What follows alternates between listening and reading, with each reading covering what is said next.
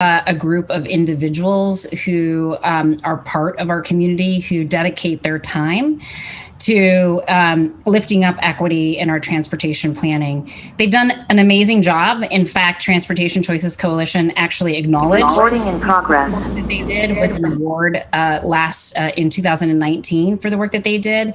And really, I want to be able to empower that group of community leaders who are centering equity in the city's policies, programs, and planning practices to make sure that they have the teeth to be able to implement many of the good recommendations coming out of their transportation equity work group. I don't think we have time to scrap that program and start it from scratch. I think we need to take advantage of the talent that currently exists, and that's what I would intend to do as mayor. Thank you. Bruce Harrell.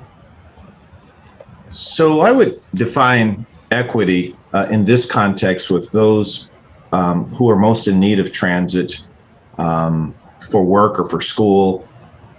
Make sure they have the best service, the best access to service, whether they need it for work or for school or whatever their needs is, to make sure they have the best.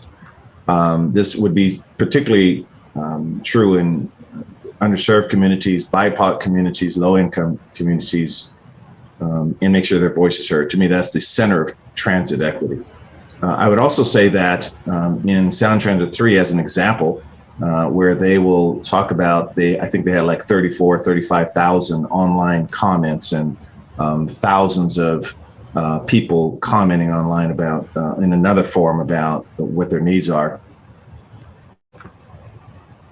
So as we do the outreach, as these advocate organizations that Lorena spoke of do their work, I think equity can be achieved, but certainly it's an ongoing journey. And finally, Andrew Grant Houston. So when I think of equity, when it comes to transportation, it's kind of in two different ways. One is dependent on the mode. I think the biggest one in my mind in Seattle is the fact that we have so many areas of the city where there simply aren't sidewalks. And so we don't actually provide any access whatsoever that can actually truly be safe to get to our transportation, let alone even the nearest corner store that may or may not be there. And so when we start, we actually need to start really from that bottom base level of what are those absolute needs that people have. In addition to that, what I think equity can look like is also allowing for more housing near the transit that we already have, so that in that way we are building on the great systems that we already are using. And in that way, we're allowing for more people to access the existing system, which is successful, while we also work on extending those systems out as well. All right, and this may be our last long question, and then we'll go to another lightning round. The mayor, and this comes from the audience, the mayor sits on the board of Sound Transit. If not rescued by the state, federal government, or the economy, what is your highest priority for avoiding delay in the Sound Transit 3 realignment process? In my mind in Seattle is the fact that we have so many areas of the city where there's... Can you say the question again? That's a long question. So the mayor sits on the board of Sound Transit. If not rescued by the state, the federal government, or the economy, what is your highest priority for in my mind in Seattle is the fact that we have realignment process, and why? Well, first, I've been pretty clear. I have concerns about the Sound Transit's realignment process right now. Sound Transit does not have a funding issue. They have a cash flow issue. And I think it's really important that right now, as we look forward to how we're going to accomplish ST3, is that we don't make short-sighted decisions today that we're going to have to live with for the next 3 to 4 decades. So, I really commend Claudia Balducci and others who have, been opening up the books and asking some hard questions about, what really is the financial situation of the agency and the ability to actually move these projects forward. I also commend, King County Executive Constantine and others who are looking at ways for us to partner, as I said earlier, with a federal government that wants to expand transit. Look, I know I've been putting these kinds of projects together for a long time. And, even if you look at the Madison BRT line, that's got a great mixture of local resources, Sound Transit resources, federal resources. We even got a $10 million grant just a couple of weeks ago, really underscoring the need to have partnership as we move forward. So I think we have to stick to the ST3 plan. I think we need to better understand the finances and not make short-sighted decisions that we have to live with for a long time. Thank you. Next is Colleen Echohawk. Great. Well, the way I understand the question is that what will we prioritize and how will we ensure that we build this out? Because we have to be clear, this is absolutely necessary. This is time for the mayor of Seattle to show leadership. If we care about our climate goals, then we have to do it. There's two things that I think are important here is that we can call for a moratorium on building highways. Let's stop building highways in this state and let's build out transit that works for our community and helps us meet our climate goals that we are woefully behind. It's shameful how far we are behind on our climate goals. And so we have to call for a moratorium on these highways that we continue to build for cars. And secondly, we have opportunity here around parking garages. We're spending a lot of money building parking garages, again, prioritizing cars. And let's, if we cut back on parking garages, we can save almost $1 billion. So that's an opportunity there. Also, I'd be going after the money as hard as possible. Thanks. Justin Farrell. So I think we're actually in a moment where we need to be pushing to speed up Sound Transit 3 and get it constructed faster. And that means scrubbing both the cost side of the budget and the revenue projections. It means the mayor has to be a partner with the state legislature in making sure that we are amply funding the regional mobility grants that Sound Transit relies on, and that can help speed up transit. It means area-wide planning and streamlining our planning processes so that we are not delaying time through permitting, and it means being a partner with the federal government as well as our regional. And I have been working on getting big dollars for transportation my entire career. I've helped pass $80 billion in transit, walking, and bicycle infrastructure. So we know how to raise the money. And the moment here is not dreaming small and figuring out how to minimize. It's really going big and speeding it up. Thanks. Lorena Gonzalez is next. I have a leaf blower going on in the background, so I'm hoping you can hear me. Yep, you sound fine to me. Okay. So listen, the economic impacts are real to Sound Transit. We're talking millions and billions of dollars of impact. So there will need to be a retooling of ST3 to acknowledge the fact that we don't have all the money we thought we were going to have to build on the schedule that we thought we wanted to build on.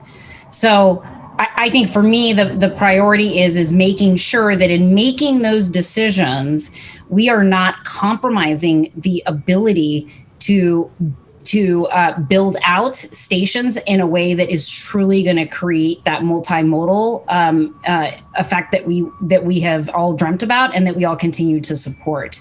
In addition, we have to continue to center equity. So making sure that decisions about cutting terminals is not going to disproportionately impact BIPOC communities is critically important. Thank you. Bruce Harrell. Well, the highest priority will be to get it passed. I mean, we have to get it passed, and we can't take that for granted. This is a $53 billion package, $30 million in new taxes, an increase in MVET, I think, of $80 per $10,000 of worth of a vehicle, property tax about 25%, I think, of 1,000 assessed value. We have to prove to the voters it needs to be passed, and we've got to stop giving the state the ability and the flexibility to build in highways, that in the climate change goals of our state and our world, that is not the end game that we're trying to fight for. So number one, we have to get it passed.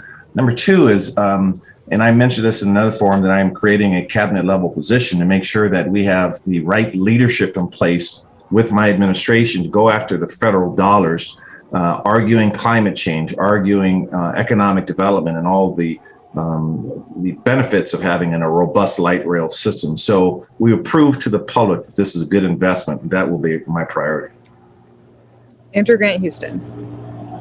All right, so given that the question was about if we don't get funding from the federal or state government, then how are we going to prioritize things? Priority number one would be to try and push for HB 1304. And I found the right number, so thank you to Twitter for that, which would allow us to self-determine and fund our own system. I think that's the biggest thing for us, is that we know that we lead on so many things, particularly when it comes to transit sustainability. Let us do what we do best. The second thing for me is also thinking about, yes, delaying our decision to change some of our priorities in terms of what may or may not be delayed, but also be conscious of what delays are actually going to cause the system to have to shut down or have significant delays. I believe one of the biggest issues that we're seeing right now, which has been brought up before, were some of the connections to the East Link that cause people not to feel like they can rely on the existing system. And if we are going to be successful in the future and get people to continue to use Link, then they need to be able to rely on it every single day.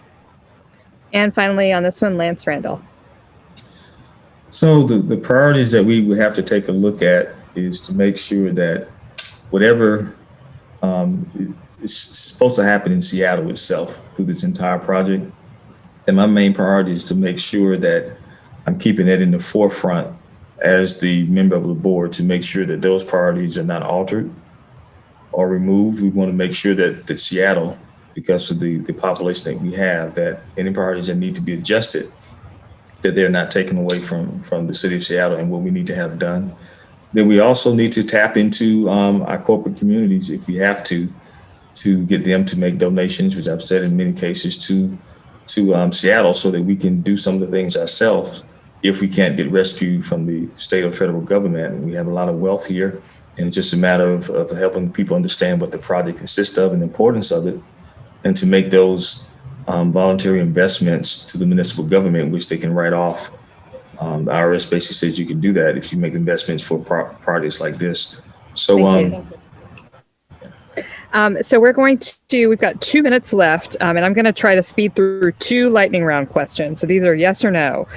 And we'll start with Colleen and go through the order. Should there be any single family zoning in Seattle? Colleen Echohawk. Oh, sorry. No. Justin Farrell. No. Lorena Gonzalez. No. Bruce Harrell. Is your question, should there be any single family? Any single family only zoning? Yes. Andrew Grant Houston. No, as I've said since day one. Lance Randall. it depends. Casey Six Killer. Yes. Should there be any minimum parking requirements in Seattle zoning code? Colleen Echohawk. No. Justin Farrell. No. Lorena Gonzalez.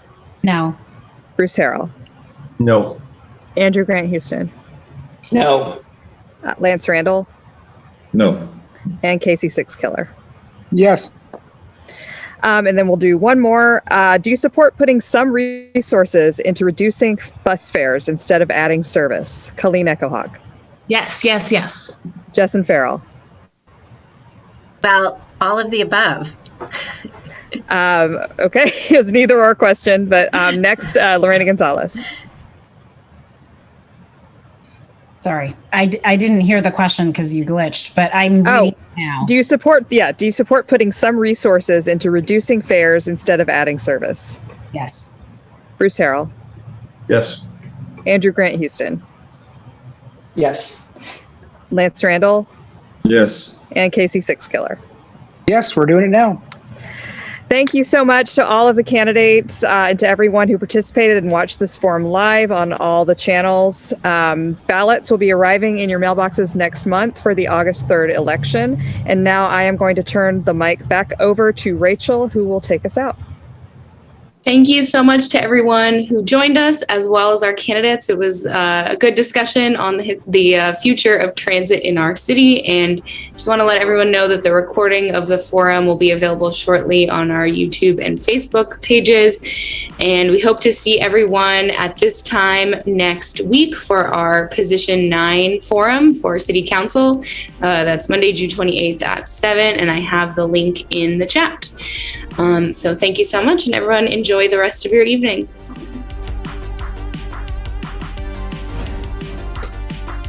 The recording has stopped.